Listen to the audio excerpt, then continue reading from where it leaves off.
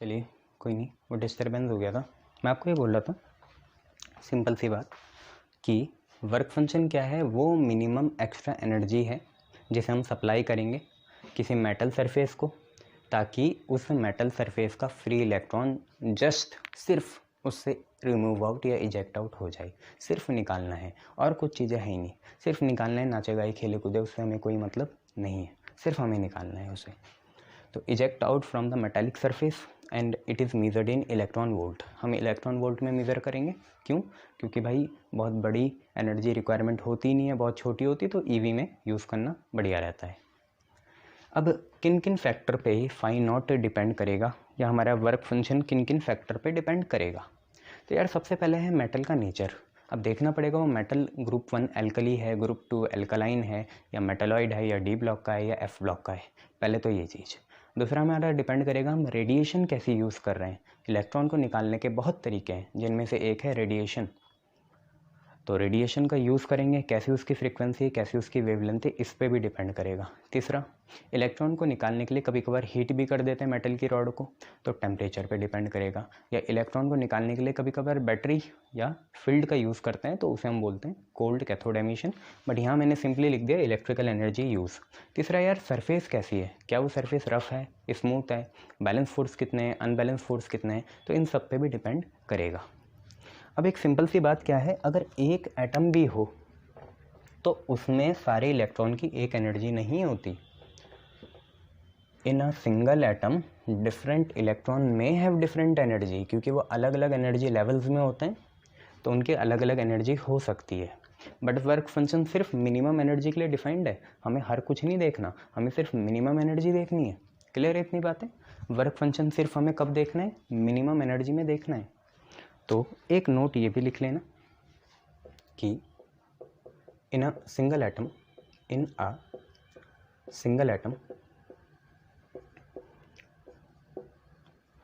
Different electrons, हालांकि electron सब एक जैसे होते हैं, बट डिफरेंट इलेक्ट्रॉन्स मतलब ये हुआ अलग अलग electrons. Different electrons have different energy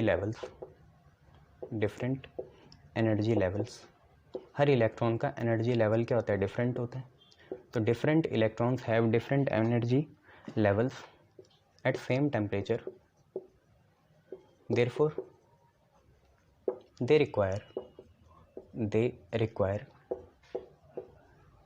require different energies. इनको फिर रिक्वायरमेंट होती है डिफरेंट एनर्जीज या work function to remove out या इजेक्ट आउट, ये चीज़ है। अब कुछ एग्जांपल देख लेते हैं कुछ टिपिकल मेटल्स के लिए वर्क फंक्शन की वैल्यू क्या होती। तो phi not values for metals, अलग अलग मेटल्स के लिए फाई नॉट की वैल्यू क्या होती है। एक हम देख लेंगे जो बहुत कॉमन यूज़ होता है सोडियम, एक देख लेंगे मिनिमम, एक देख लेंगे मैक्सिमम। जैसे प्लेटिनम हो गया, पोटेशियम हो गया, इन सब का देखेंगे। तो जैसे आप सोडियम का देख लीजिए, सोडियम का होता है 2.75 इलेक्ट्रॉन वोल्ट। सोडियम का होता है, क्योंकि सोडियम ज़्यादा यूज़ होता है तो एक ही लिखा दिया। फिर एक होता है सीजियम, बहुत यूज़। तो सोडियम का 2.75 इलेक्ट्रॉन वोल्ट है, सीजियम का 2.14 इलेक्ट्रॉन वोल्ट है। याद रखोगे तो एज में रहोगे ना बच्चों से, बाकी बच्चों से। फिर एक देख लेते हैं मैक्सिमम किसका होता है और मिनिमम किसका होता है। सीजियम का मिनिमम है, सीजियम का सबसे मिनिमम है, इससे कम किसी का होता ही नहीं है। इसके बाद मैक्सिमम प्लेटिनम का होता है, और कितना होता है? 5.65 electron volt. This is maximum. तो हमने एक कॉमन या मोस्ट कॉमन एग्जांपल ले लिया सोडियम, मिनिमम मैक्सिमम भी ले लिया, आप ये याद रखेंगे।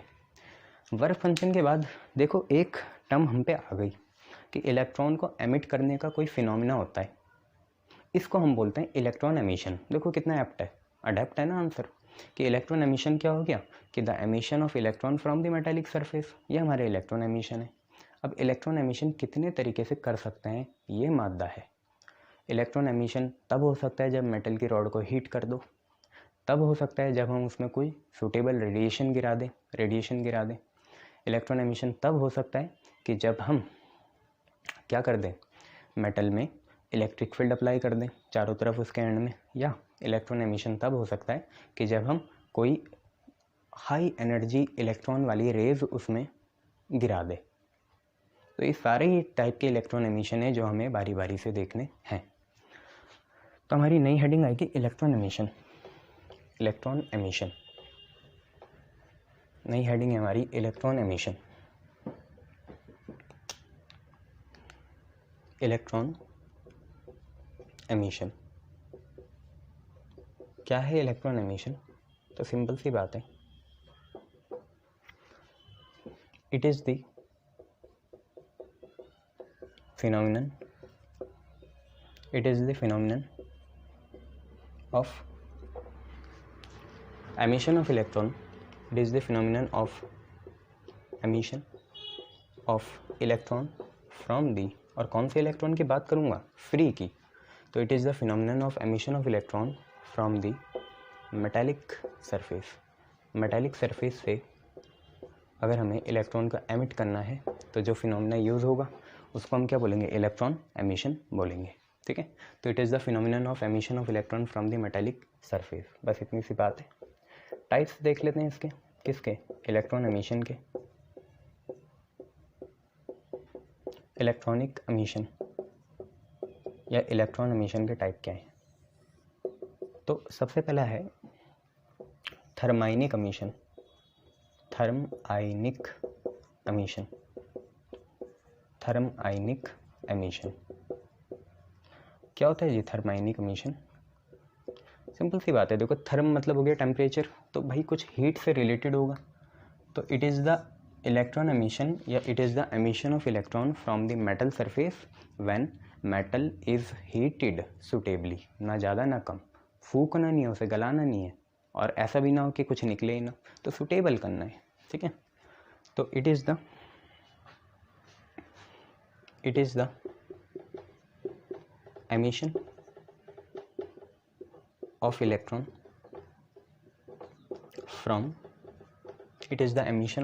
from metallic surface. It is the emission of electron from metallic surface when metal is heated suitably. When metal is heated suitably, metal को अगर हम सुटेबली हीट करेंगे तब ही ऐसा हो सकता है। अब फिजिक्स ऐसे बनती कहाँ है, काम कहाँ लेती है, चैन कहाँ लेती है? उन्होंने बोल दिया भाई जो थर्माइनिक एमिशन से इलेक्ट्रॉन निकलेंगे उन्हें थर्मायंस कह दो। क्या कह दो? थर्मायंस। क्योंकि थर्माइनिक एमिशन से निकल रहे हैं तो ऐसे एमिटेड या इजेक्टेड इलेक्ट्रॉन्स को क्या बोल देंगे? थर्मायंस कह देंगे। क्या कह देंगे? थर्मायंस। तो emitted electrons are known as thermions. Emitted electron को हम थर्मायंस कह देंगे।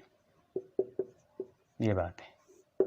ठीक है, ठीक है। थर्माइनिक एमिशन के बाद दूसरा हम देख लेते हैं आपका cold cathode emission. Cold cathode emission या फील्ड एमिशन। फील्ड एमिशन तो आप समझिए गए यहाँ पे कोल्ड कैथोड एमिशन या फील्ड एमिशन क्या होगा कि जब हम भाई बैटरी का यूज़ करें या स्ट्रॉन्ग इलेक्ट्रिक फील्ड का यूज़ करें, लगभग 10⁴ वोल्ट पर मीटर का यूज़ करते हैं, तो हम पे कोल्ड कैथोड एमिशन आ जाता है। ठीक है, गुड। तो कोल्ड कैथोड एमिशन या फील्ड एमिशन है तो है क्या, वो देख लेते हैं। तो कोल्ड कैथोड एमिशन या फील्ड एमिशन क्या है? It is the emission of electron from metallic surface. It is the emission of electron from metallic surface when filled of large magnitude. When filled of large magnitude, generally कितनी? 10⁴ electric field की value होती है V/d volt पर metre is use. ठीक है, ये हम पे कौन सा है? कोल्ड कैथोड एमिशन या फील्ड एमिशन है। हाँ, इसमें वो थोड़ा शर्मा गए, इसमें उन्होंने थर्माइंस जैसी कोई चीज़ नहीं बोली। चलिए तीसरा देखिए क्या होता है। तीसरा है यार आपका कोल्ड कैथोड एमिशन हो गया, फील्ड एमिशन हो गया, थर्माइनिक एमिशन हो गया। तीसरा आप यहाँ देख सकते हो सेकेंडरी एमिशन।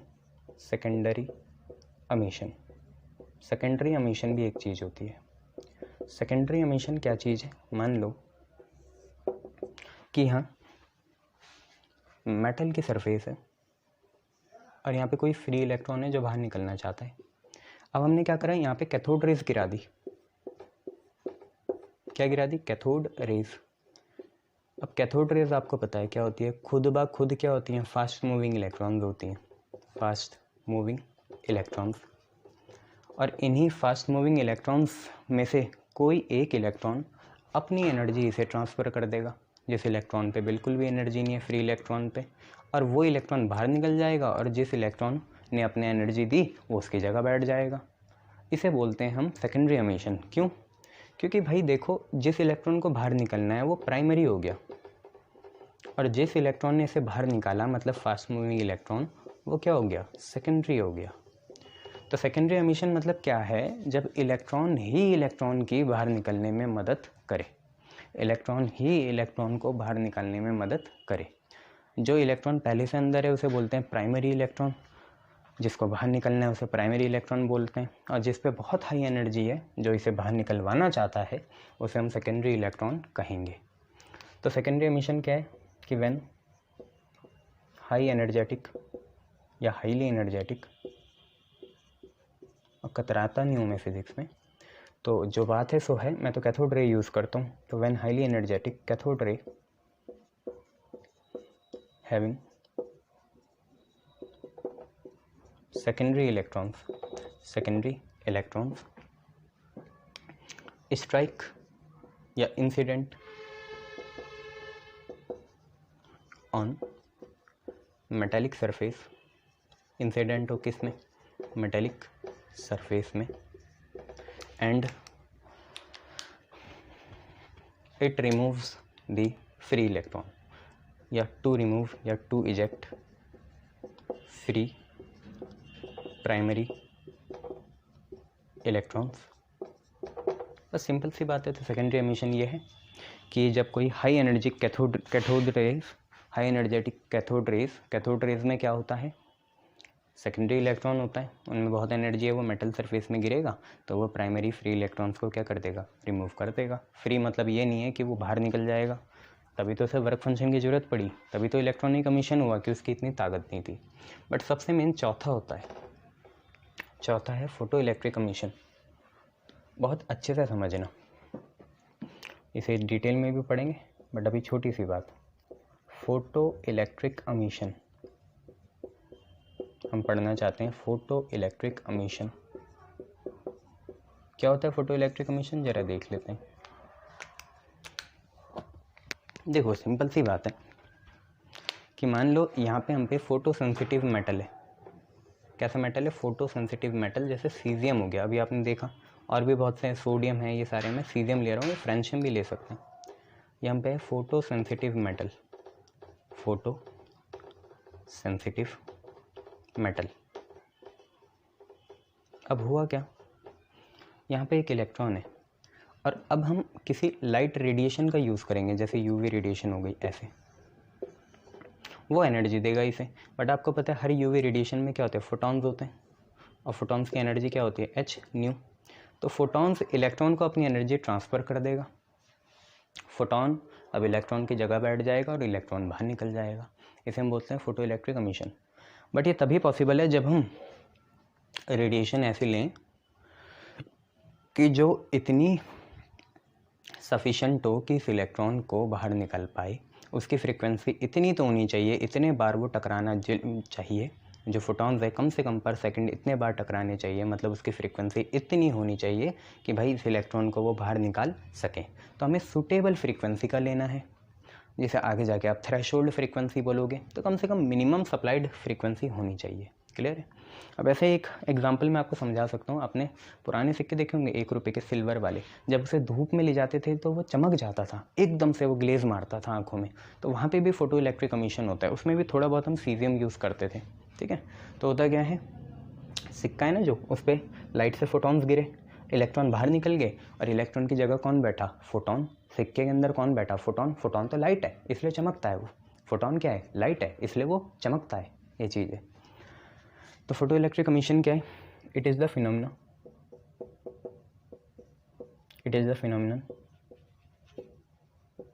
in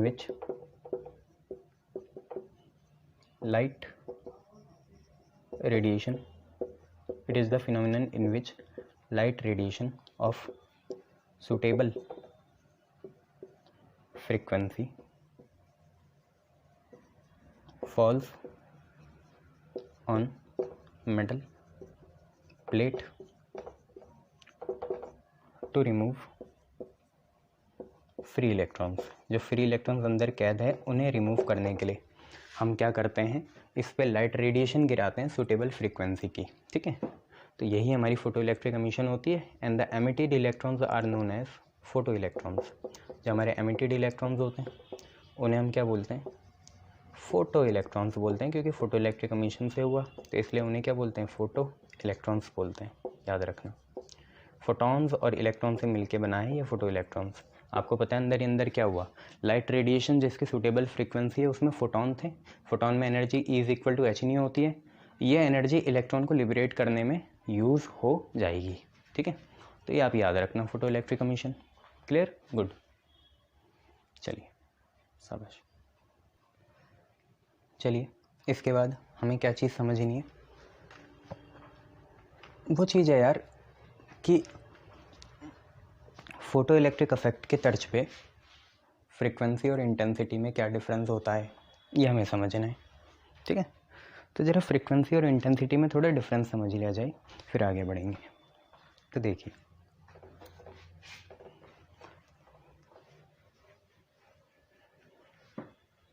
ज़रा समझना फ्रीक्वेंसी और इंटेंसिटी क्या है।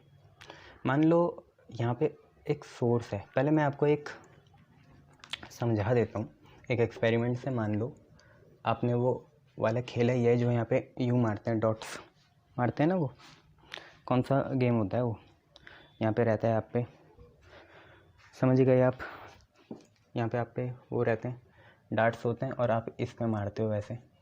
ठीक है, मारने आपको यहाँ पे 10 पॉइंट मिलते हैं, यहाँ पे 5, फिर यहाँ पे 2, फिर यहाँ पे 1। ठीक है, तो यहाँ पे सोर्स है जो मारेगा, जैसे मैं हूँ। ठीक है, और मेरे पास 5 डार्ट्स हैं, 1 2 3 4 5, 5 डार्ट्स हैं। ये 5 उंगली वो 5 डार्ट्स हैं। ठीक है, 1 2 3 4 5 ऐसे फेंकेंगे हम। ठीक है, तो यार मैं बेवकूफ़ थोड़ी हूँगा, मुझे फेंकना वही है, ये यहाँ पड़ा हुआ, तो मैं यहाँ से यूँ फेंकूँगा। ठीक है, सोर्स ने जो डार्ट्स उस तरफ फेंके, उस तरफ डायरेक्ट करे, वो फ्रीक्वेंसी है। वो क्या है, फ्रीक्वेंसी है। थोड़ा समझो दोबारा क्या कहना चाह रहा हूँ मैं। मैंने आपसे बोला कि जो डार्ट्स मैंने सोर्स ने टारगेट की तरफ फेंके उसे हम बोलते हैं फ्रीक्वेंसी। हमारी इच्छा सारे फेंकने की थी, हमने पांचों के पांचों फेंके। अब इसे यहाँ लाओ इस कंटेक्स्ट में, सोर्स कौन हुआ, लाइट, टारगेट क्या है, मेटल की प्लेट्स, और फेंके क्या, ये डार्ट्स क्या हो गए, फोटॉन्स हो गए। क्या हो गए, फोटॉन्स। तो फ्रीक्वेंसी क्या चीज़ है कि सोर्स ने टारगेट की तरफ जितने फोटॉन्स डायरेक्ट करे और उसकी इच्छा ये थी कि ये लगे उस पर, क्या हो, लगे उस पर। तो फ्रीक्वेंसी यही चीज़ है। तो फ्रीक्वेंसी है क्या, यहाँ पे फ्रीक्वेंसी को हम न्यू लिख देते हैं। फ्रीक्वेंसी है क्या, it is the number of photons produced by radiation of source. It is the number of photons produced by radiation of source. क्योंकि हम ये सारा फोटो इलेक्ट्रिक एमिशन में पढ़ेंगे, आपको पता है फोटॉन्स ही इलेक्ट्रॉन को निकालने में मदद करेगा। तो वहीं से it is the number of photons produced by the radiation of source directed towards target या metal plate, directed towards metal plate. Metal की प्लेट की तरफ जितने फोटॉन्स कोई सोर्स अपने रेडिएशन से डायरेक्ट करेगा उसको हम बोलते हैं फ्रीक्वेंसी, मतलब इच्छा है भेजने की। अब इंटेंसिटी क्या है, 3 खिलाड़ी हैं जैसे, ठीक है, एक नूब, 2 ही है, मतलब एक नूब है और एक प्रो है। तो नूब ने मारने की कोशिश करी, एक ही लगा, किसी दिन 2 लगे, किसी दिन 3 लग गए, किसी दिन 4 लग गए, किसी दिन 5 के 5 लगे। जो प्रो प्लेयर है उसकी प्रोबेबिलिटी है वो 4 ही मारेगा, बिल्कुल बुल्स आई में यहाँ पे 10 पे, या 5 ही मारेगा। ये हमारे ऊपर नहीं है, हमने तो फेंका था। फ्रीक्वेंसी तो फिक्स है, फ्रीक्वेंसी तो 5 ही फेंकनी है, बट लगी कितनी, असली में फोटॉन्स मेटल प्लेट को स्ट्राइक कितने करे। कोई इधर से निकल गया, कोई इधर से निकल गया, कोई लग ही गया, ये हमारे ऊपर नहीं है। बहुत से फैक्टर्स होते हैं हमारे ऊपर नहीं है, बट हमने कोशिश तो सारे फोटॉन्स को वहाँ भेजने की करी थी, वो फ्रीक्वेंसी है। बट जो असली में स्ट्राइक करेंगे पर सेकंड वो इंटेंसिटी हो जाएगी। तो इंटेंसिटी क्या चीज़ है कि the actual number of photons striking the metal surface, वही फोटो इलेक्ट्रिक एमिशन करेंगे। फ्रीक्वेंसी मतलब तो भेज दिया, आपके माता पिता भी भेजते हैं आपको स्कूल, पर कुछ ही तो पढ़ते हैं ना वहाँ पे। तो जितनों भेजा सब ने ही भेजा वो फ्रीक्वेंसी, जितने असली में वो पैसा बर्बाद नहीं करते पढ़ते हैं वो इंटेंसिटी।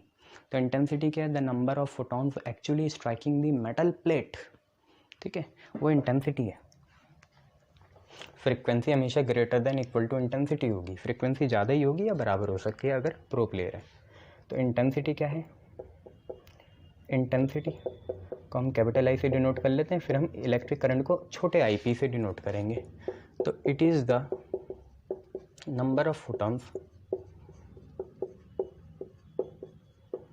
ये क्या था, डायरेक्टेड था कि भेज दिया, लगे ना लगे। ये लगने वाली चीज़ें हैं, ये या तो सारी लग जाएं या कुछ कम ही लगे, ठीक है।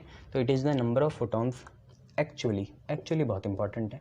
तो it is the number of photons actually striking the metal plate, जिससे फोटो इलेक्ट्रॉन्स निकलेंगे पर सेकंड या पर सेकंड पूरा ही लिख लो, पर सेकंड। तो it is the number of photons actually striking the metal plate per second to cause photo electric emission. उसका कोई मतलब नहीं है फोटो इलेक्ट्रिक एमिशन कराने से फ्रीक्वेंसी का, उसने सिर्फ भेजा है।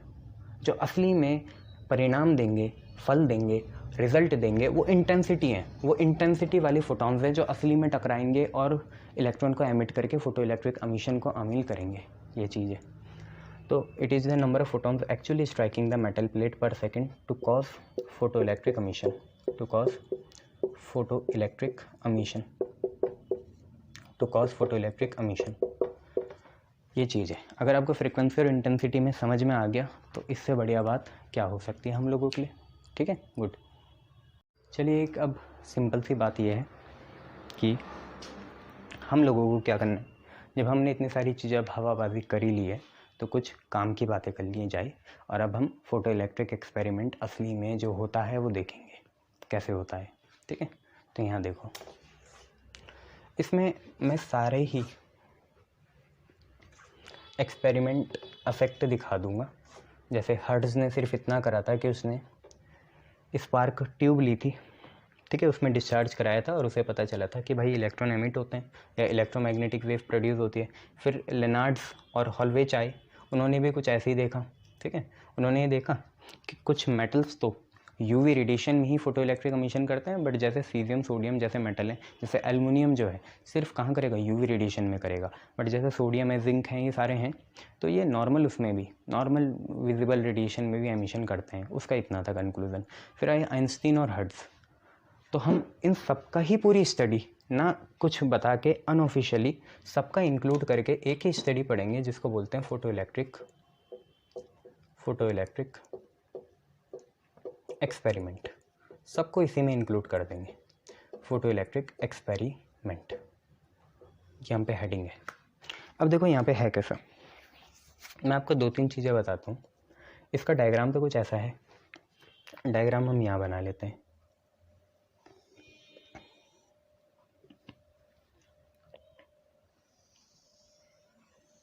यार ये चीज़ होती है evacuated glass tube. Evacuated glass tube, अगर आप यहाँ पे ना बैटरी भी लगा दो तब भी करंट फ्लो नहीं करेगा, होती नहीं ताकत इलेक्ट्रॉन में करवाने की, ठीक है। तो इसे बोलते हैं इवैक्यूएटेड ग्लास ट्यूब। और यार यहाँ पे मैं 2 प्लेट्स लगाता हूँ अंदर, एक प्लेट ये हो गई और एक प्लेट यहाँ पे हो गई, ये 2 प्लेट है। मैंने 2 इलेक्ट्रोड्स या प्लेट लगा दी, एक में बहुत सारे इलेक्ट्रॉन्स हैं और एक में बिल्कुल भी इलेक्ट्रॉन्स नहीं है। एक को हम बोलते हैं ई प्लेट या एमिटर प्लेट।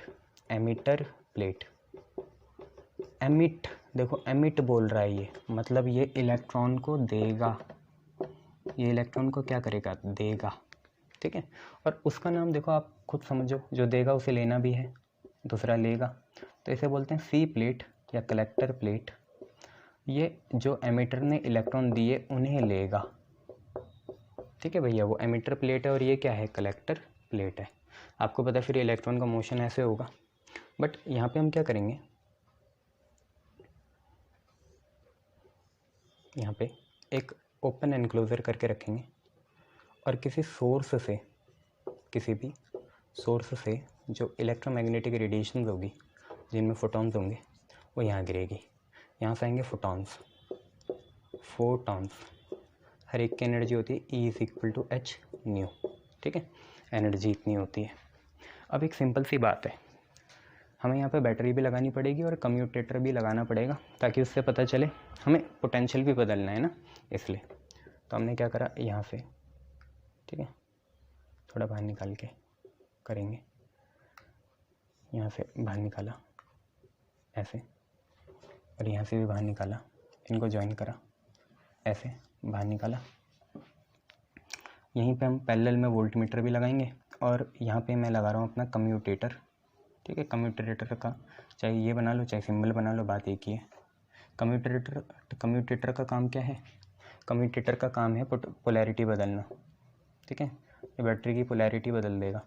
यहीं पे हम वोल्टमीटर भी लगाएंगे पोटेंशियल डिफरेंस को मेज़र करने के लिए।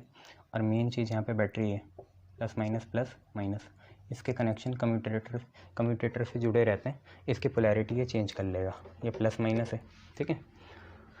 और अभी एक सिंपल सी बात है, देखो ये हमने एक्सपेरिमेंट बना लिया, इवैक्यूएटेड ग्लास ट्यूब है, 2 प्लेट हैं, एक एमिटर है एक कलेक्टर है। एमिटर रिच इन इलेक्ट्रॉन होती है तो इलेक्ट्रॉन देती है, कलेक्टर लेस इन इलेक्ट्रॉन होती है, कम होते हैं इसमें इलेक्ट्रॉन एमिटर के कंपैरिजन में, तो ये इलेक्ट्रॉन लेगा। फिर हमने क्या करा, ऊपर एक सोर्स रखा हुआ, अभी तो विंडो क्लोज़ करी हुई है, अभी कुछ नहीं कर रहा हूँ मैं, अभी विंडो क्लोज़ है, यहाँ पे जो विंडो है अभी क्लोज़ है, अभी भेजूँगा रोशनी। और यहाँ पे बैटरी लगा रखी है, पोटेंशियल लगा रखा है, ये सारी चीज़ें हैं। और कम्यूटेटर का काम क्या है, सिंपल सी पोलैरिटी बदलना है जब मैं चाहूँगा। अभी पहली बात यहाँ पे याद रखने वाली ये है कि हम यहाँ पे there are 2 plates, emitter and collector, ये सारी चीज़ें तो लिखेंगे नहीं, ठीक है, ये आपको पता ही है। बट इसमें मेन चीज़ें क्या हैं, जो टर्मिनोलॉजीज है वो बता देता हूँ। तो सबसे पहला काम क्या है कि here even when battery supply, जबकि हमने बैटरी क्या करी है, अप्लाई करी है, current doesn't flow, current flow ही नहीं होता, current does not flow. Current पे इतनी ताकत नहीं है कि वो यहाँ से इलेक्ट्रॉन एमिट करा के वहाँ पहुँचा दे, तो करंट कैसे फ्लो होगा। ये जो हमारा पोटेंशियल है, ये बैटरी ने जो पोटेंशियल दिया, इस पर उतनी फील्ड, इसकी फील्ड एमिशन पे उतनी ताकत नहीं है कि यहाँ से इलेक्ट्रॉन एमिट करवा के करंट पास करा दे या इलेक्ट्रॉन को मूव करा दे, नहीं है, ठीक है। तो करंट तभी भी फ्लो नहीं कर रहा, इसका मतलब फील्ड एमिशन इज़ इनसिग्निफिकेंट। यहाँ पे फील्ड एमिशन तो किसी काम का नहीं हुआ। फील्ड एमिशन आप लोगों ने पढ़ा था क्या चीज़ है, फील्ड एमिशन से क्या होता है, इलेक्ट्रॉन एमिट होता है मेटल की सरफेस से, मेटल सरफेस आज कौन सी है, एमिटर प्लेट है, उस पर भी आज ताकत नहीं है कि इलेक्ट्रॉन को एमिट करा दे। जब इलेक्ट्रॉन एमिट ही नहीं होगा तो करंट भी फ्लो नहीं होगा। तो field emission is insignificant, field emission आज क्या है, इनसिग्निफिकेंट है, काम का नहीं है, चलो छोड़ो, ठीक है। अब दूसरी चीज़ देखिए, दूसरी चीज़ क्या है, function of commutator. Function of commutator, commutator का फंक्शन क्या है, फंक्शन ऑफ कम्यूटेटर, कम्यूटेटर का फंक्शन है टू चेंज द पोलैरिटी। जब हमें पोलैरिटी चेंज करनी होगी तब चेंज कर लेंगे। To change the polarity of battery, battery की पोलैरिटी चेंज करने के लिए हम कम्यूटेटर का यूज़ करते हैं। बैटरी की पोलैरिटी चेंज करने के लिए हम किसका यूज़ करते हैं? कम्यूटेटर का यूज़ करते हैं। ठीक है, इतनी चीज़ें हैं। अब इसके बाद क्या है, देखो अब तुम्हें सारी चीज़ें पता चल गई। अब मैं थोड़ा ही मिटा रहा हूँ, अंदर में ई लिख दूँगा और सी लिख दूँगा। ये हमारी ई प्लेट है और भैया ये हमारी सी प्लेट है। ठीक है, अब देखो सबसे पहले हुआ क्या, हमने क्या करा, विंडो खोल दी। विंडो खोल के इस पे एमिटर प्लेट पे जो हमारी सोर्स है, जो हमारी रेडिएशन है, वो इंसिडेंट होगी और उसके फोटॉन्स जो हैं इस मेटल की सरफेस पे या एमिटर प्लेट की सरफेस पे टकराएंगे। अब जब फोटॉन्स इंसिडेंट होंगे या टकराएंगे मेटल की सरफेस से तो फोटो इलेक्ट्रिक एमिशन हो जाएगा।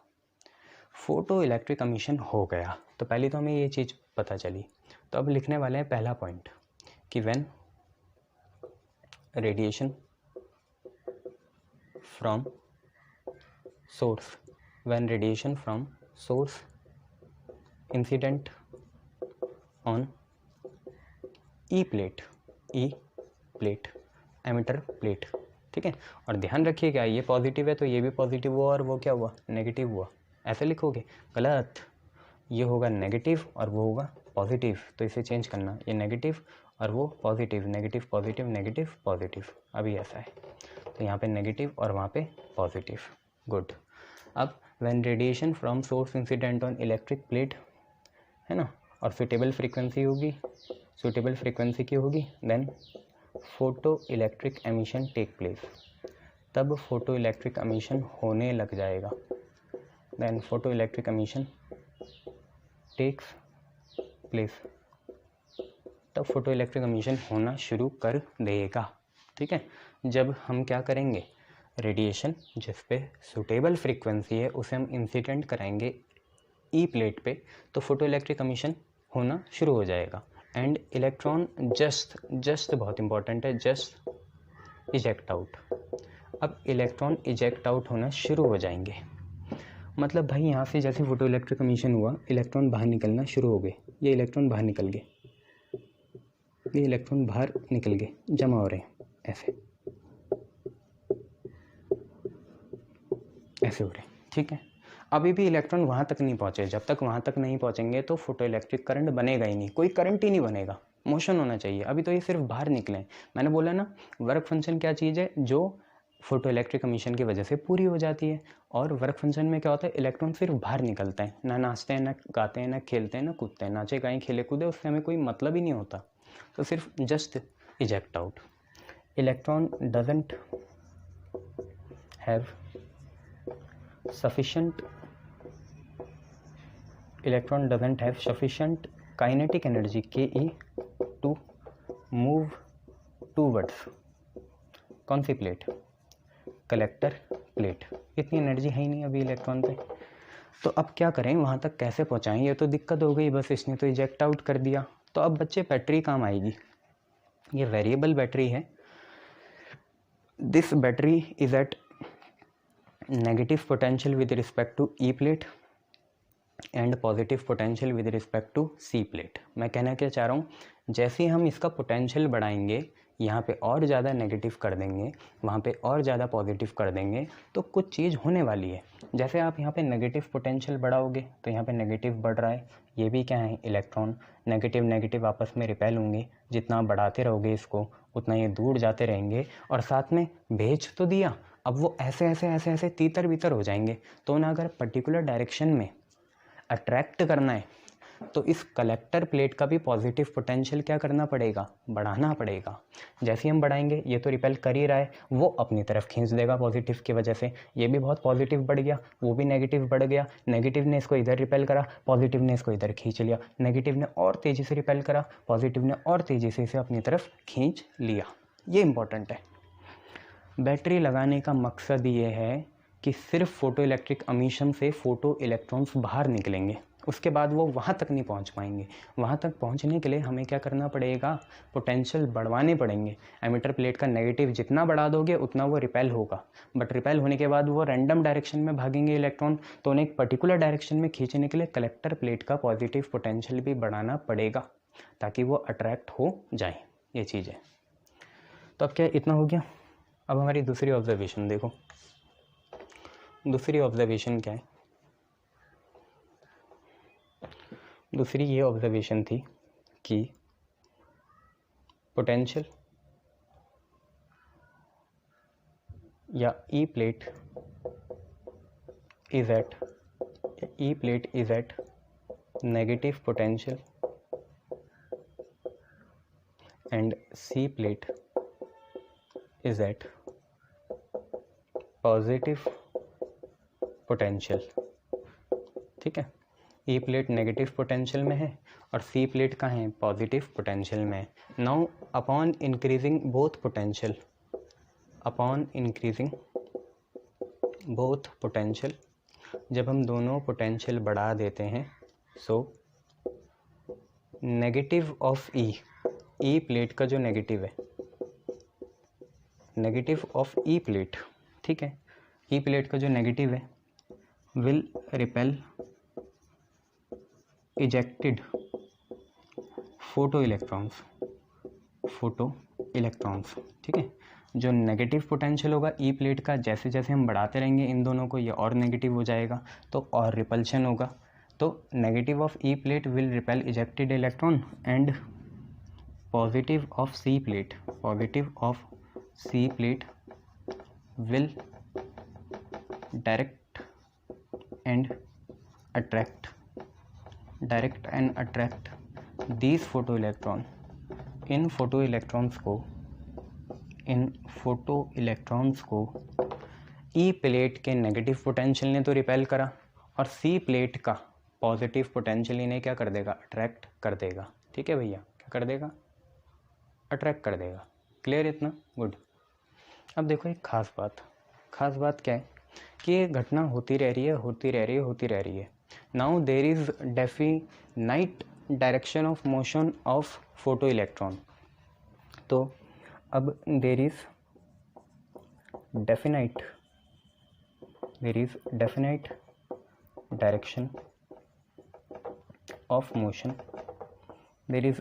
Direction of motion, of photo electrons की अब एक डेफिनेट डायरेक्शन ऑफ मोशन है।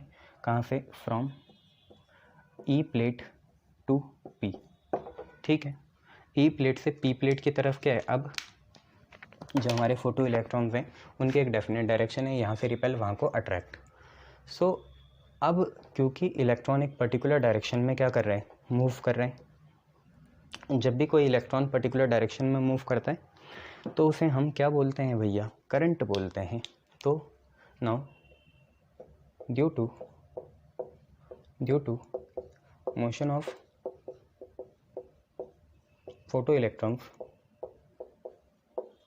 From E to P, emitter से ई टू सी, एमिटर से कलेक्टर प्लेट तक फोटो इलेक्ट्रॉन का डेफिनेट मोशन हो रहा है। This will produce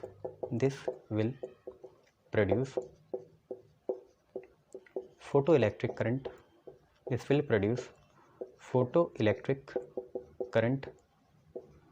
IP।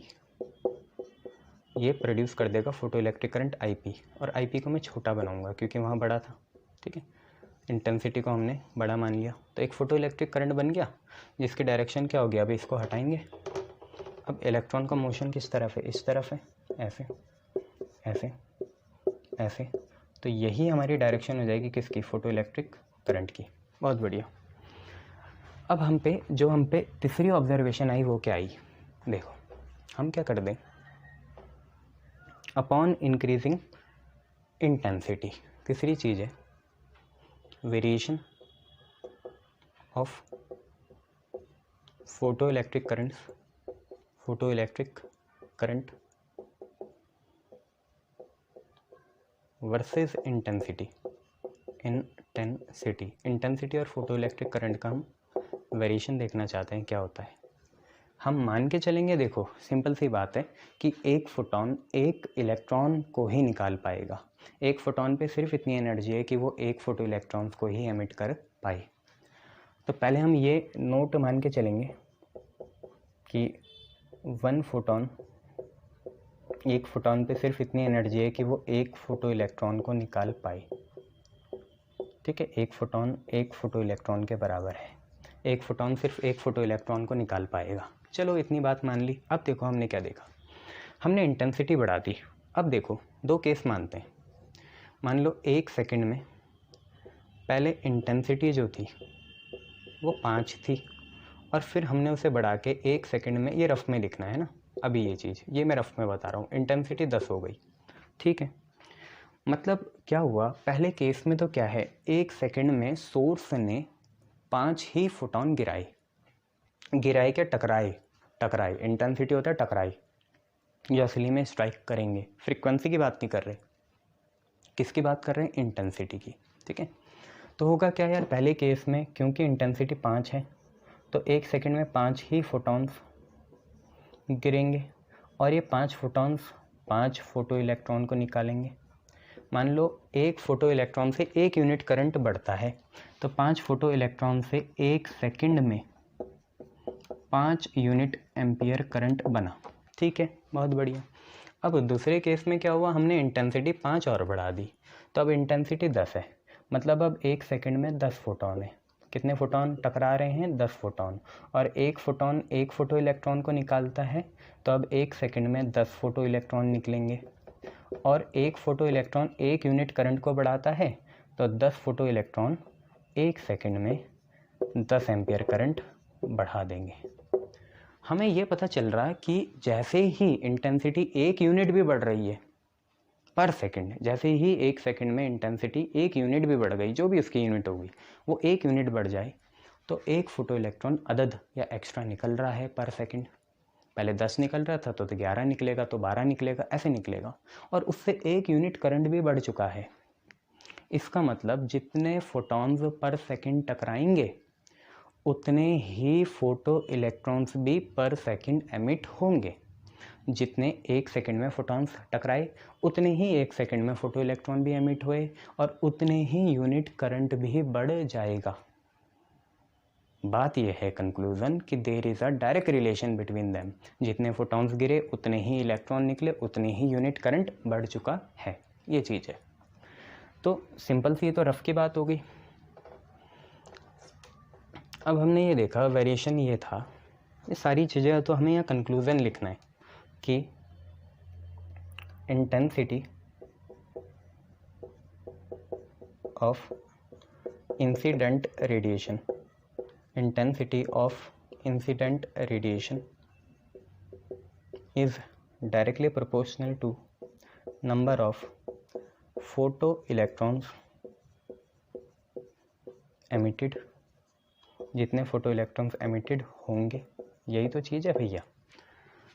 जितने ज़्यादा इंटेंसिटी होगी, मतलब पर सेकंड जितने फोटॉन्स टकराएंगे एमिटर प्लेट से उतने ही उससे इलेक्ट्रॉन निकलेंगे, और जितने निकलेंगे उतने ही हमारा आईपी का, मतलब फोटो इलेक्ट्रिक करंट का मैग्नीट्यूड भी बढ़ जाएगा। आईपी क्या है, फोटो इलेक्ट्रिक करंट है। आईपी क्या है, फोटो इलेक्ट्रिक करंट। एक तो धीरे इसलिए होता है, पता ही नहीं चलता कहाँ लिखना है, छोटा सा है ना ये बोर्ड, इसलिए ये चीज़ है। तो intensity of incident radiation directly proportional है number of photo electrons emitted, और डायरेक्टली प्रोपोर्शनल होगा फोटो इलेक्ट्रिक करंट के। ठीक है, गुड। तो ये हमारा एक चीज़ हो गया, पहला लॉ यही है, the intensity of incident radiation is directly proportional to the number of photoelectrons emitted, and which is obviously directly proportional to the photoelectric current। Good. अब एक चीज़ है, अगर हम इसका ग्राफ बनाएं तो देखिए, ये हमने एक ग्राफ बनाया, ऊपर तो कैपिटल आई है जो कि होती है हमारी इंटेंसिटी। क्या होती है, इंटेंसिटी। इंटेंसिटी को कैपिटल आई बोलेंगे, फोटो इलेक्ट्रिक करंट को बोलेंगे आईपी। क्या बोलेंगे, आईपी। तो इंटेंसिटी और आईपी के बीच में कैसा रिलेशन है भाई, इंटेंसिटी अगर 1 यूनिट है तो आईपी भी 1 यूनिट होगा, क्योंकि इंटेंसिटी 1 यूनिट है, मतलब पर सेकंड 1 फोटॉन टकराएगा, पर सेकंड 1 इलेक्ट्रॉन निकलेगा, तो पर सेकंड 1 यूनिट करंट बढ़ा। तो एक के लिए एक, मान लो इंटेंसिटी 5 हो गई, मतलब अब पर सेकंड 5 फोटॉन्स गिर रहे हैं, तो पर सेकंड 5 फोटो इलेक्ट्रॉन एमिट होंगे और पर सेकंड 5 यूनिट करंट बढ़ जाएगा। तो एक के लिए एक, दो के लिए दो, 5 के लिए 5, 10 के लिए 10। कैसी लाइन? सीधी लाइन। कैसी लाइन? सीधी लाइन। क्लियर है? पहला तो ये था फोटो इलेक्ट्रिक करंट और इंटेंसिटी का ग्राफ। बट अगर हम फोटो इलेक्ट्रिक करंट के साथ एन का भी निकालें, एन क्या है? Number of photo electrons emitted. हाँ, मतलब हम एक काम करें, इंटेंसिटी यहीं रहने दें और इसका ग्राफ देखें एन के साथ। एन क्या है? Number of photo electrons emitted, जो कि आईपी ही होता है। जितने इलेक्ट्रॉन एमिट होंगे उतना ही तो आईपी बनेगा। तब भी कैसी रिलेशन आएगी? डायरेक्ट, क्योंकि एक फोटोन एक इलेक्ट्रॉन को निकालेगा पर सेकंड, 10 को निकालेंगे, 20 को निकालेंगे। अगर हम रेडिएशन एक ही नेचर की यूज़ कर रहे हैं, बट अगर रेडिएशन ही चेंज कर ली तो भैया दिक्कतें होनी शुरू हो जाएंगी। क्लियर है इतना? शाबाश।